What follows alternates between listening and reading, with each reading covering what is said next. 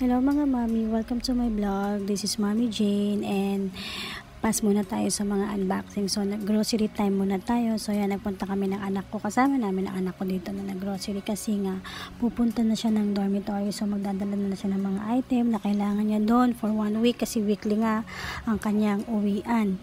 So yan, siya lang namimili kung ano yung mga gusto niyang kainin, kung ano yung gusto niyang baunin. Pass forward na natin, no? Kasi kung iisa-isahin natin yung pag-grocery namin is ang tagal. So ito na yung daan namin pauwi ng bahay. So ang ganda talaga kapag nasa probinsya kasi parang probinsya pa tong Cavite. So pag dadaan ako dito talagang parang nakikita ko yung mga puno, nare-relieve talaga ako. Parang nawawala stress ko pag titignan mo. So yung unboxing na tayo. This is good for 1 month, no? For September. So kung may mga kulang-kulang pa, bibili na lang ulit, follow up, ganyan. Kasi sa amin kasi, kung bibili ka rin di kasi sa matindahan, medyo pricey na. Unlike kung isahan na mag-grocery ka, makukuha mo pa talaga yung tamang presyo. So yan. Ang dami yan for 1 month.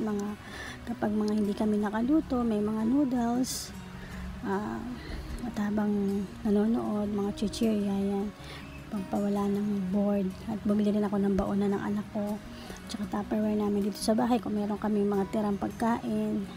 Ayan. Kasi yung mga dati namin gamit, tinapon ko na yon. So yan, inayos ko na yan. Bumili ako ng ganito, yung mga puti para pang organize ko ng mga item. So ito yung namiss ko. Actually, na-miss ko talaga to kasama ang anak ko. Kasi 4 years old pa lang siya nung umalis ako, pumunta ako ng abroad. So, ito yung time na parang talagang sa Pilipinas na ata ako talaga. Kasi na-miss ko to. Parang lahat talaga ng buhay ko nasa abroad ako. 21 pa lang ako, nag-abroad na ako. Iniwan ko anak ko, 4 years old pa lang siya. So, ngayon, college na. So, ngayon pa lang ako bumabawi sa kanya para asikasuhin siya. So, parehas kami nag-a-adjust sa mga ugali din namin. Ngayon nga, nandito na ako, siya naman ang aalis.